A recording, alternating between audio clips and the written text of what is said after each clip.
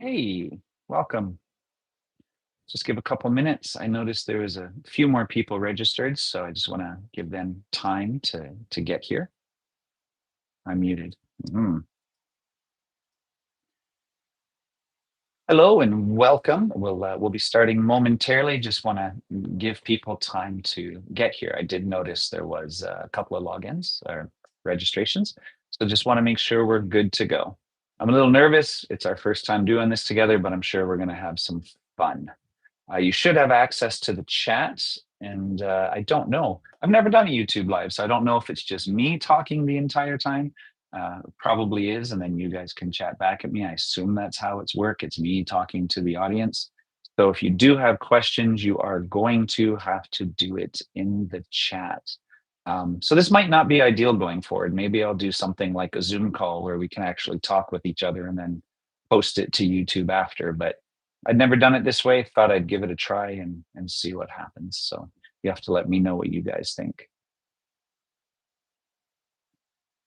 Okay. Um, there we go. I got a thumbs up already. Hooray. So I do see two of you here. If you want to just start off in the chat, just say, what kind of thing you're hoping to get out of today. That was in the registration form as well. Like, hey, here's what I want to learn about teamwork. But if you have something specific today about automations, put it in there and we'll see how this all works, because this is the experiment for today. And if you're not able to chat, that's interesting because it means I've just set it up incorrectly. So even if you just want to say hi or something, then at least I know I've set this up properly, which I might not have done. Let's see. People can do reactions, timestamps. No, it looks like you guys should be able to type. Can I type? Hi, I can type. There we go. Okay. Excellent. Yeah, I think I'm going to do Zoom next time because I know Zoom a lot better than I know this. And then I'll just upload the recording. That makes more sense to me. I will do that. All right. Well, anyway, let's get into it. So, my name is Marcus. A little bit about me that I want you to know is I am a accredited teamwork partner.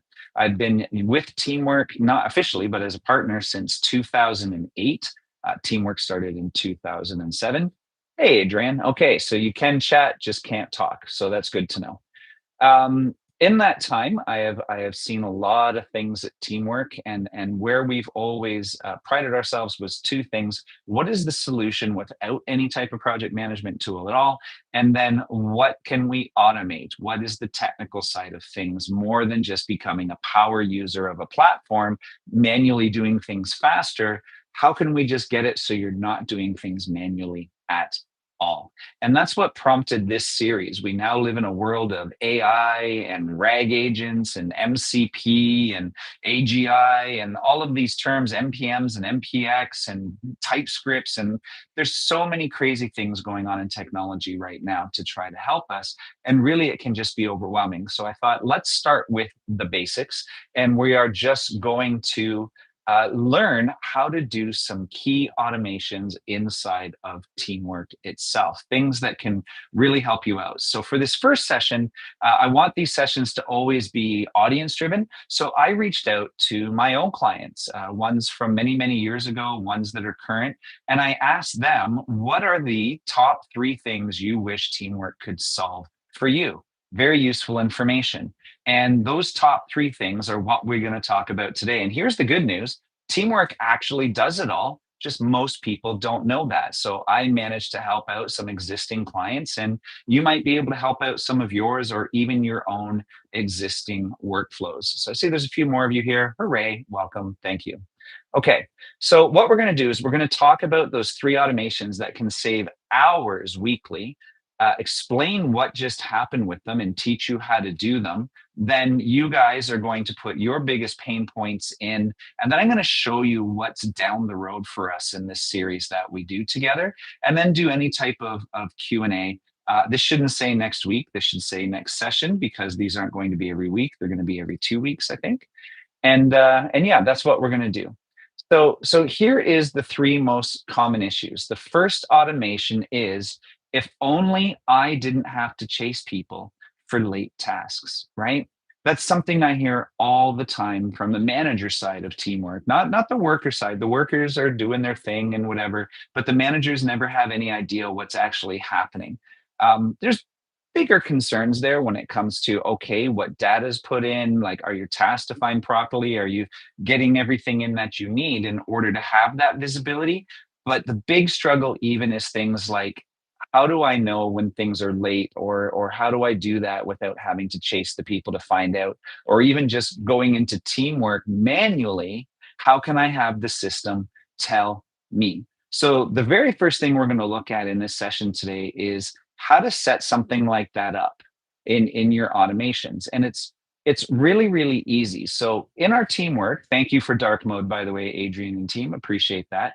In your teamwork, what we can do first is we can go over to the automate area. Okay. Automate area is fantastic. There's already some things here like when due date arrives. And this is a really fantastic place to start. We're going to start with understanding what a automation is at its most basic level. And at a basic level, it's exactly how they explain it here. When this happens, then do this thing. When, then, right? So when the due date arrives, do something. And you can do it on select projects, you can do it on all projects. But in this case, what we're going to do is I'm just going to say on all projects, when the due date arrives, and we can pick 9 a.m. or anything else, then do something. In this case, I don't want to change the priority. What I'm actually going to do is I'm going to notify people. And the people I want to notify is the assignee of the task. So if I've assigned that to an assignee, I'm going to be like this. I'm going to say plus. So these are your variables. If anyone's ever worked in CRMs or anything, hi, first name, that kind of thing, it's going to be the same type of idea. So I'm going to send an email notification to the assignee. So I'm just simply going to hit the plus sign and go find the assignee name. I'm going to say assignee, comma, plus sign, task name is due today. Just a gentle reminder to get this done. If for any reason this task will be delayed, right? These are just whatever message you want. Please figure it out with, and I'm going to use the plus again and say task owner, that's probably creator. So we're going to go up here and say creator name. So the person that created the task is the one that you're going to need to talk to if you think it's going to be late. And I can even just say skip that person. Like if I'm the creator and I'm the one late doing it, just skip it. I don't need to worry about that. And then we can just hit create, and we now have a simple automation that on every single task, on every single project, it's going to send a message to that person. That's an automation. Now I don't have to even go into teamwork to see what is late on my home screen. I don't have to do that. I don't have to dig through any reports or go to everything. Like, I don't have to do anything as a manager. Right now, the day it's due, I know that it's just going to my team and giving them some positive reinforcement to get things done. It's that simple. That's the simplest type of automation we can make. The second part of this, if we go back here, there's 3 parts. This is something that I introduced long ago to the workflows we teach clients, and each one is just progressively a bit more assertive, let's say. So here's the same thing. Pretend this one's already done. So we have this one, and this is a new one we're going to make. So this one, we're going to say, okay, when the due date arrives, and we're going to say 1 day after. So now it's late. They didn't finish it yesterday. They didn't talk with the creator and get it done. So what we're going to do now is we're going to say, okay, guess what? It's a day overdue. So I'm going to say that same task is late.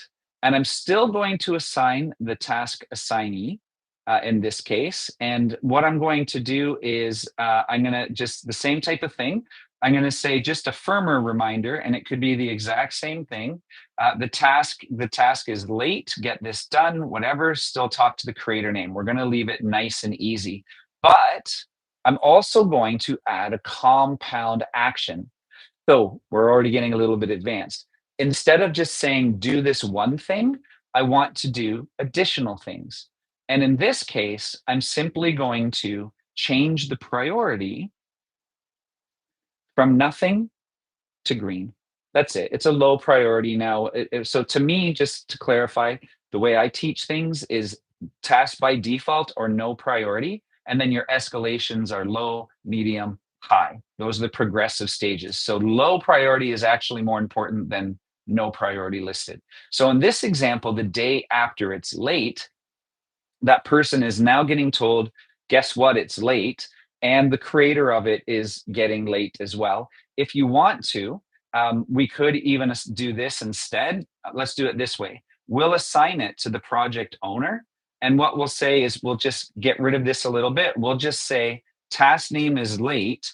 And we'll do this. We'll say instead, we'll say task was due yesterday, because this is your project, right? So this is your responsibility, talk to, and then we can put in who the assignee is. So it's the exact same type of messaging and figure out what's going on, right? And if we really want to be nice, we can even put the link to the task itself in there so they don't have to go digging for it. It's just right inside the email. So our first step was on the day it's due, let the assignee know.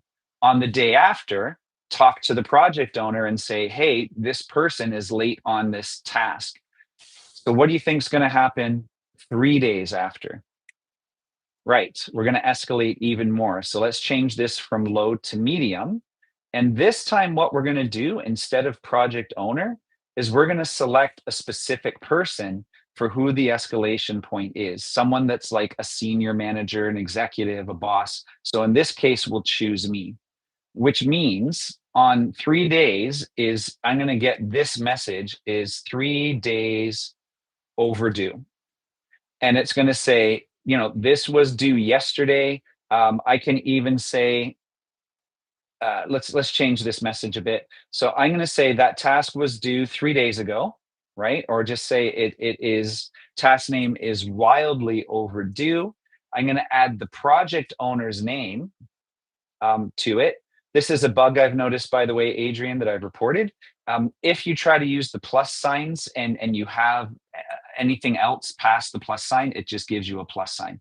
So you have to delete what you made and then redo it, which is a little bit of a bug. So what I'm going to do here is I'm going to go back to assignee. Assignee is aware. Please take action. Basically, you're just trying to escalate. Take action. This is the worst thing you could possibly want. So you've got the task due today, gentle reminder. Then the project owner is given a reminder to figure it out. If it's not figured out by then and due date shifted or anything else like that, then it goes to the boss to say what is going on. Yeah, thank you, Adrian. I appreciate that. It's just an annoying little bug because sometimes you're in here making a lot of automations and you hit the plus sign to do something else like back here, say between wildly and overdue, and you hit plus and it just gives you a plus instead of actually giving you the variable list. So very easy thing for you guys to test, but still pretty fantastic system. So that's the basics of this workflow. Is there any questions in the chat regarding this approach? I wanted to start with the basics to make sure that we at least understand the idea of what's happening. When something happens, the trigger, when something happens, do this thing or these things. In fact, you can even have multiple triggers. So if I wanted to, didn't mean to get rid of that. So when I say all projects, when the due date arrives, I can add conditions as well. So you can have multiple things happen.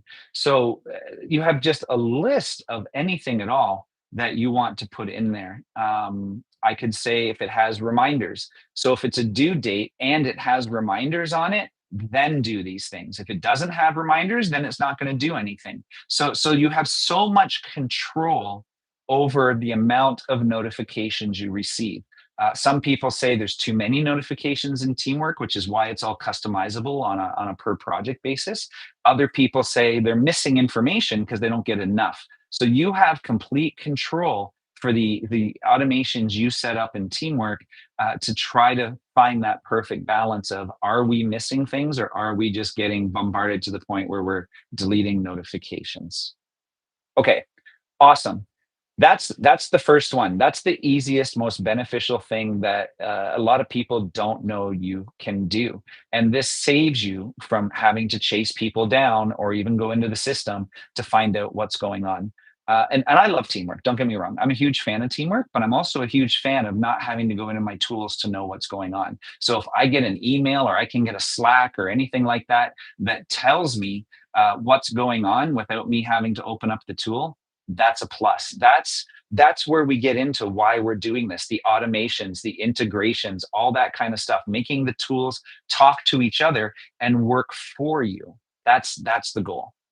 Okay, for the second one, what we're going to do is we're going to go into some variants quickly about that. So we have got some different things here we can look at. So when I go back in here, I could create that message like we had. So change priority, notify, select the people, task assignee. We did the message before, task name is due today. I don't need to repeat all of that, but I'll just be like, it's due. Fantastic. That's a very basic automation that if you're like me, you're not always checking your email. I like things that are in my face, that ping me, that let me know things. And our team uses Slack as our internal communication tool. So I listed over here some of the most popular ones. We've got Slack, Microsoft Teams, Teamwork Chat, and webhooks. We're going to leave that to the end to talk about webhooks because webhooks is where we jump off into the more exciting, interesting things. But even doing this people don't realize how powerful having some of these features built in is, because what I can do is I can compound it and I can say, go down to the bottom, I can say, send this Slack message to a channel, and I'm going to actually put it in my project admins channel. So this is where all my project administrators live. And I can post a similar type of message. I've got the same variables. I can say task name is due today, chat with, because this is a private channel, so I can say chat with the assignee, just like that. And so now on the day something is due, the assignee gets that email. Fantastic. So they are aware, there is accountability, there is transparency. Hey, we know the email went out to you. And in the project's admin task, let me go back to my channel. If we go to project admins, you're going to see this long history list of all the different notations that Teamwork has actually sent us. And I can just click it in Teamwork and it'll open up directly to that task, which is pretty cool. So I really love having these nice integrations so seamlessly inside of our system. And it works exactly the same with Teams. Teamwork Chat, it works that way as well if you use Teamwork Chat. So all three of these are built-in integrations to further enhance your communication. Because I notice these little badges that pop up a lot more than I go and check my email. So it all comes down to personal preference and what you're looking for. Okay, awesome. The automation number 2 is almost similar to that, but a lot of people work in, say, something like Slack. And they're like, you know what? I love it. We'll be in a conversation. We'll be in a channel. We'll be talking about something. And then basically I have to copy and paste that information into Teamwork. So I have to, copy it, open up Teamwork, start it, go to the project, start a task, and paste it in there. And what a lot of people don't realize is, yet again, we have a brilliant integration where all I have to do is install a Teamwork app inside of Slack. And from any channel at all, it doesn't matter. I'm going to do it right here. I'll just type TW task. And when I do that, right inside of Slack, it opens up the task creation process. So I can easily go into internal. We'll choose a task list. I don't know, we'll just say process development. And you can use the same type of shorthand here that you can use when creating tasks from emails. And if you're not familiar with what I'm talking about, there's a link right here to a wonderful article. If you don't know how to do this and you haven't been teaching this to your clients, again, with manual work, even using Markdown like this or short codes, you're making things harder than they need to be if you're not doing this. So there's a whole list of how you can do these things right here. So square brackets for start dates and due dates, or you can put actual dates in. You can use @ signs, though actually, again, Adrian, last time I looked, the mentions in anything aren't working currently. You can put tags in there using a hashtag. You can put priorities. You can put time entries for estimated time. So many things. So again, if I go back here and in the title, I want to give it a title, and we're going to call this test task from Slack in real time. I'll make it medium priority. I'll try assigning it to me. We're going to say it starts today. It's due tomorrow. And then last thing I'll put is I'll put 3 hours like that. And so we have all of that information now in the top. I'm going to say this is the description from our live session. That way we all know it's in real time. And you can even say send notifications. I'm not going to do that. I think I have everything right except the 3 hours, but we'll find out. So I'll say create. And just like that, it tells you from Slack, your task was added, test task from Slack, 3 hours. So actually I did it wrong. So it just put it in the title. So I'm going to go in there and I'm going to take a look at this task. So when I look at this task, you can see it starts today, it's due tomorrow, it's a medium priority, it's everything I said I wanted it to be. There's no comments. This is the description from our live session. So the only thing I messed up on was the estimated time, right? And that's easy enough to fix after the fact. Or what I would do, and we will do really quick, is I'm going to go teamwork task, and I'm just going to click on the short codes link again. Good thing to have bookmarked. So if I go down here and, oh, I see, it just should have been a 1H, not a 1 hours. So I could have put 3H and it would have been 3 hours. So here's all the acceptable formats for that. But that's how powerful and easy it is. So you don't even have to be in teamwork to create tasks from the chats you're having in your favorite communication platforms like so. So that's pretty awesome. I like that. So thank you for that. That's a feature I've always enjoyed. Okay. Is there any questions around that? Like how do you actually do it? How do you set it up? All right, let me walk you through that. The easiest way to set this up is to actually try it in an automation. You'll notice when I was doing mine, it says Slack is connected, right? This is the difference between just knowing how automations work and designing a good user experience. There's a lot of bad ones out there. If you are not already integrated into your Slack, then what you're going to see is similar to here. It will say connect to Slack. You hit the connect button. You're going to get a pop-up that just asks you to log into Teamwork and then says, okay, I just need permission for Teamwork and your Slack channel, your workspace to talk to each other. Is that okay? If it is, you hit allow. And then what'll happen at the very bottom of your screen under apps is you'll see Teamwork, and it'll tell you at the very beginning, I'd have to go back a bit, but it'll be like, hey, guess what? I'm here and blah, blah, blah, we're working. And the cool thing from this too is anything people are working on inside of Teamwork, like the same as your activities channel in Teamwork, all of that shows up here. You're just going to see all of your different comments and activities and everything going on. So you really, really can work in Teamwork without having to work in Teamwork.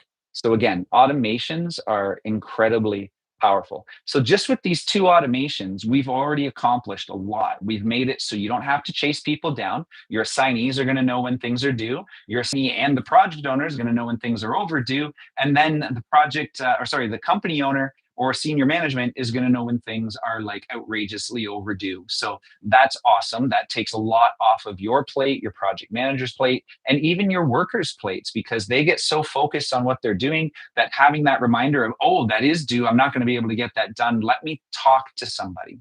Because remember the name Teamwork, it's not team replacement, it's teamwork. It's to encourage communication, not to replace communication. And by having automations in place, you're freeing up the time to be able to have communication as a team. And then with the second one, we've made it so that you don't even have to be in teamwork to be doing things. You can do it all straight out of your Slack if you happen to be a Slack environment. Again, the same type of integrations work with Teamwork Chat. They work with Teams. They are strongest with Slack simply because Slack is the leader in that particular real-time communication space. All right, awesome. I see no other questions from Adrian, so I'm going to move on to our third one. And this is probably my favorite thing in the whole of teamwork, is if only workflows updated task stages automatically. Now, this is a whole conversation on what workflows are and why they matter. And it goes back to task philosophy and task lifecycle and the best project management practices for it. Without going into all of that, what I'd like to say is I've seen many, many clients and even many partners use these Kanban boards as dumping columns for the different types of tasks you work on. Here's all my design tasks. Here's all my development tasks, things like that. And I'm not going to say that's good or bad, but what I am going to say is you're making it a lot more challenging to use these types of automations that exist inside of workflows. In the ideal world for us and what we teach people is that your workflows should look something like this at a very basic level. You've got your backlog. This is just everything being worked on right now. In progress is the stuff being worked on. Internal review, client review, approved, complete. That's your most basic series of workflow. And why this approach works is because what you're trying to think of here with your task stages is what is every task going to go through regardless of what it is? Is it a design task? Is it in progress? Yes, it is. Is this design task in internal review right now? Okay. Does this design task need client review? Probably. Does it need to be approved? Yes. What about a development task? Well, that one's going to have to go through in progress. And again, internal review, you could change this to internal review / QA, right? Whatever works for your team. But the idea is that your tasks are progressively moving to the right. And if they don't get that stage approved, they generally get kicked back to the beginning and try to move to the right again until they succeed and make it to the approved column. And so what we have been given here inside of our Kanban boards is some very powerful automations that I want to show you a little bit of. And again, these are simple, easy things. We also have at How To Project, we teach about task lifecycle, task definition, and something we teach is a task should be assigned to a single user. Unless you're an agile shop and you're just dumping tasks in the backlog and your team does actually come and pick it up and reassign it to themselves individually, it's still one person. We really, really promote only having one person at a time. And there's many reasons for that. One is if you've got multiple people on a single task and it's a 4-hour task, do they each get 4 hours? Do they each get 2 hours? Does one get 3? Does one get 1? Do they know this? Does the marked time, the log time against the estimated time actually show that your team knows this? Is one just there for review, but you put them on the task so they're aware it's there? You get into noise within your interface. I try to keep teamwork as clean as possible for the workers to let them focus on what they need to know today so that they can just focus and produce, right? So one handy thing we have in ours is right here under internal review. So there's 2 things you can do. One is change the due date. So I also do that. I am a fan of, okay, let's say this one was due April 30th. I'm working on it. The person working on it knows it's due April 30th, okay? When it gets moved to internal review, we are going to add, 3 days, I think. We're going to add 3 days for internal review. And the other thing we're going to do in this case is we are going to change assignees. We're going to add a person. And the person we're going to add in this case, just for our example, is me. So I'm going to be the one that does the review. This is the only exception to my assigned to a single person rule.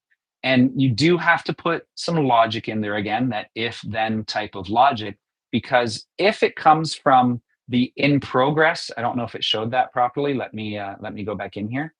If it's coming from the in progress stage and goes to internal review, then it's going to change the days and it's going to add me as an assignee.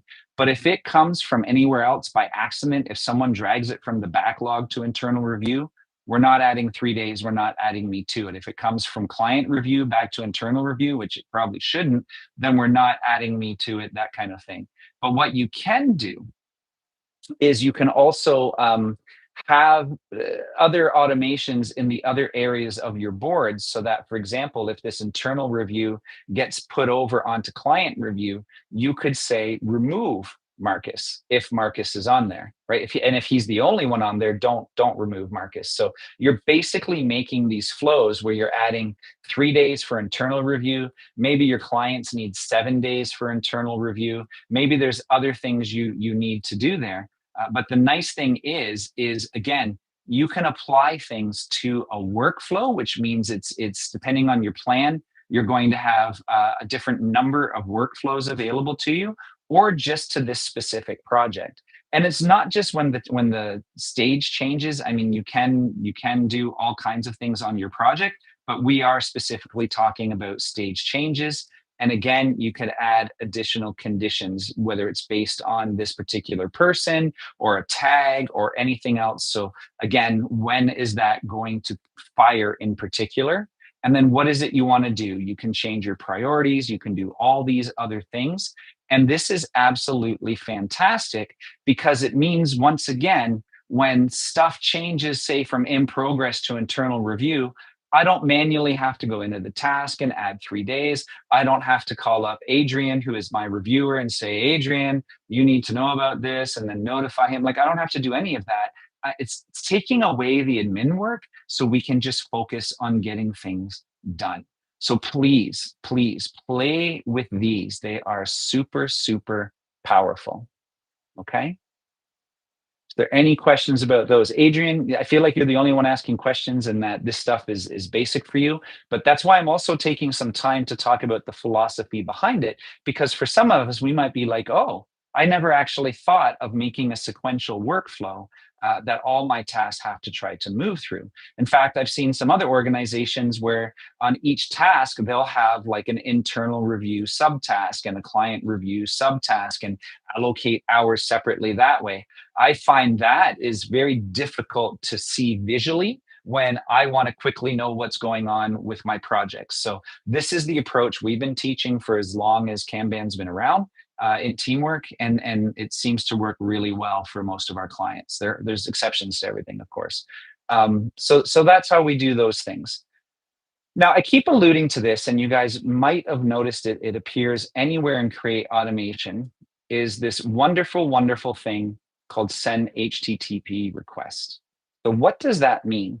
So really at the end of the day, here's where we're going to get a little more advanced if no one has any other questions. So let me just pause, make sure we're sticking on track. Yeah, I think we are. What just happened? Okay, so we did talk about that. But yeah, so we're right on track. What's really happening here is there's three flavors of things. There's automations, there's integrations, and then there's AI, or what I like to call is the assistive automations. And the main difference between these things is how they are triggered and function. But the main commonality is behind the scenes, underneath it all, they are all talking to the APIs of the various software. And all API means is application programming interface. It means, hi, I'm Slack. I have a whole bunch of features I can do. I can create channels. I can create users. I can update users. I can send messages. I can delete messages. I can do all of these things. These are all different functions that I have. And what an API is it's just a list of all those functions and what are the arguments they take. And we actually talked about these here. These are actually different arguments that you can use in your messages, or in the case of an HTTP, it's called a payload. These are all the different variables, parameters, arguments, options, whatever you want to call them, that these things pass back and forth to each other to communicate. And if you pass something incorrectly, then if there's no error handling, it will just silently fail and you'll never know. But again, a lot of the big trusted companies, the Teamworks, the Slacks, all of these kind of things, they make robust communication protocols with each other so that when you have an interface like this, everything in the background just happens without you having to know what it's going on. But everything in teamwork does that, not just automations. When you click projects, that's actually going out and making an HTTP request to teamwork to say, list all my projects. And when you go into a project, it's saying, okay, I want to see just this project. So get project and pass this ID. Let me show you what I'm talking about. It's so easy to see when you do it. So if I go to projects and I say, let's go to this project, what really happened in the back end is when I clicked projects, it went to the Teamwork API, it made an HTTP request, grabbed all my projects. And then when I clicked on that specific project, it passed this ID 4771134 through the API, and it listed all the stuff that belongs to that project. And there's more happening, like, the way the dashboard loads and all that stuff. And when I come over to list even and say, let's go into this task list, well, it knows the project ID, and then it passes through the task list ID and then lists all the tasks for that task list. So there's a lot of stuff that's just communicating even with teamwork. Your interfaces are just for our benefit as users. The systems don't need them, and we've all used ugly systems, so we know sadly that's true. Okay, so what this allows us to do though is we are now going to create our own automations. We're not just locked in to the teamwork automations that they provide us. There are times when we look at teamwork and we're like, wouldn't it be great if, right? And we just covered 3 of those. Wouldn't it be great if we didn't have to chase people down for a status? Well, teamwork gets that one. It's a common use case. So they solved it natively, meaning it does it within the application itself. They took care of everything. You just have to pick the options. And we can do that for the 1 day, the 3-day escalations. We can do all of that because it's all built into our teamwork interface. But there are some things that aren't in the teamwork interface. For example, teamwork is leaning heavily into AI, and we've seen things like the project wizard and task summaries and all these kinds of things. And I think it's great that we're getting into useful AI inside of teamwork. But something that's missing right now is that when you create a task, that you can have it automatically create subtasks. So how does that work? Like, wouldn't that be great if it creates a subtask on its own? I mean, teamwork doesn't do that, right? I don't think teamwork does that. I don't know. Let's try it. So we'll go into projects, we'll go into internal, we'll come into our lists here. And what I'll do is I'll just create a task. We're going to call this task. What are we going to call this task? We'll call it create a weather report. Okay. So that's it. It's going to be called create a weather report. I'm going to tag it with AI subtasks. I'm going to give it a start date of yesterday, and it needs to finish here. We're going to give it a total estimated time of 6 hours. It's going to be a big report. So we're going to add that estimate, 6 hours. And then I think most importantly is I'm going to give it a description. And my description is going to be create a final PDF report of all the weather for the next 30 days for Toronto, Atlanta, Cork, and Denver. Okay. And all I'm going to do now is I'm just going to hit save. That's it. I didn't do anything. All I did was hit save, and it doesn't look like it really did anything. It didn't create any subtasks. It didn't do anything. But what's really happening right now behind the scenes, if I duplicate this really quick, if I go down to my settings, you're going to see that there is something called webhooks, very similar to that other interface I did. And you'll see that I have 3 things running right now, all on task created. So every time a task is created, it sends out information, those arguments, those parameters to these URLs. And the way you do this, like if you wanted to add stuff, the way you do that, I wonder why mine, there we go. We hit add webhook. Check this out. If you can't find something in teamwork, check here to see if it actually exists. They've got budgets, calendars, comments, expenses, files, forms, Google Drive integrations, invoicing, links, like everything you could imagine that teamwork can do, even portfolio stuff. Everything you can imagine is in here for you to take advantage of. These are all events that Teamwork listens for when you create a webhook. So what I've done is I've set up this listening event, a registered event for when task is created. And in this particular instance, it goes to a third-party tool like Make, and it's listening for, there's my webhook, it's listening for that event to happen. And then it looks to see if the AI subtask is there. Then I use some AI logic. I post a message to Slack to let me know that it's happened. I parse out all the text, run through it, find the names, like create the names, descriptions, do all of this stuff for all the different subtasks that I think need to be created for that task. And then I create them in Teamwork. Very, very cool. I didn't have to do any of that. So if I go back here now, you're going to see that it's changed. The tag is gone and a new one's called subtask created. And if I click on it, there is now 5 subtasks here. And the cool part about this is if you add it up, you're going to see that none of the start dates go earlier than the start date of the main task, and none of the due dates go further than the due date. And if you add up all the hours, they add up to the same as the main task. The last step I could do to clean that up is actually remove the estimated time from here because it's essentially doubling it. But if I do that, then all the subtasks will actually add up to what is required for me to create that main report. So look at what we just did as a team. We added AI subtask creation functionality in Teamwork. And the way we did it was just by adding a webhook on the task created event and then writing a little bit of no code stuff. This is all just stuff that you configure, like AI prompts and, okay, send a Slack message and, pass these arguments in to create the Teamwork task. Like, this is what makes these no code tools really, really cool. This is the kind of stuff we're going to get into, doing this no code kind of stuff. In fact, for those of you that were here, for those of you that registered for this event, I didn't realize that YouTube Live did not have an inherent, require registration functionality like so many things do.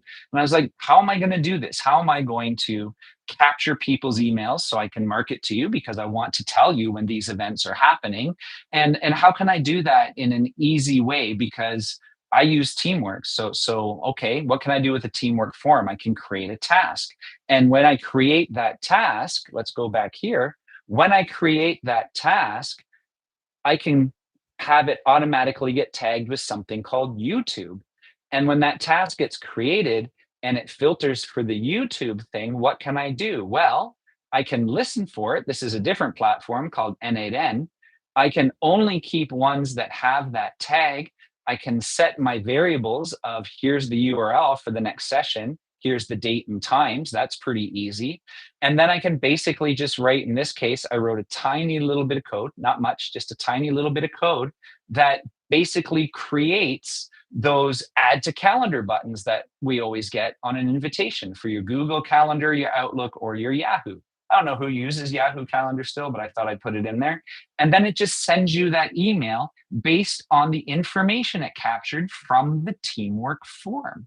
So I'm using a Teamwork form, which some people are like, oh yeah, Teamwork forms are great. I know I can add task properties and stuff, but what can I really do with them? Again, anything that's in Teamwork, you can pretty much leverage for anything you want through automations and integrations. So I took a Teamwork form and turned it into a full registration system with only really one little piece of code and 4 nodes. So you can do really, really crazy, powerful stuff here. In fact, when we get into it a little bit, you can start to see how complex some of the things can be. You get into AI agents, you can get into all kinds of fun, cool stuff. So what I was hoping for right now, I know we're getting close to time. Inside of our Teamwork user group, I've created a Teamwork automations channel. You don't have to do it now, but if you would, and you could do it now, just tell me what you want to learn and give me some feedback on this. Like, I wanted to keep it as basic as possible, which I think we did. We kept it very straightforward for what you can do in the existing automations. But then I also wanted to go, what was all that other stuff he did That's awesome. I want to learn how to do that. Like that whole AI subtask thing. What was that? Like how? That's what I want us to get into, where we're having that conversation as easily as we were having the conversation about creating an automation and teamwork itself. So please put your ideas inside of here. Thank you, Amy. Amy's one of the people that registered, so it helped me validate the process is working. So I'm glad that you're here today, Amy. You could even put in here for me too if you think Zoom would be better, because honestly, I don't like hearing the sound of my own voice for an hour straight. I would rather have us have a live working session. So I'll probably switch this over to Zoom for the following sessions. But it was still fun to do and fun to create this YouTube registration process. Okay, is there anything else? Let's see. We did the webhook preview. We talked about subtask creations in it. Yeah, you can do all kinds of crazy stuff. Okay. I think that's really it, guys. Without conversation, we got through it in 45 minutes. So thank you. Thank you for bearing with me on our first foray into this adventure. And I hope that you will come back. I will continue to put more things out there. I will continue to see what topics you guys put inside of teamwork automation. And if you guys don't put anything, then I'm just going to do what I think we should do next. And Adrian, that even applies to you. If you want to put some ideas in there that you get a lot from clients or that you get a lot from users in the user group, or even from other partners, if you want me to put some solutions there, I'm happy to do that.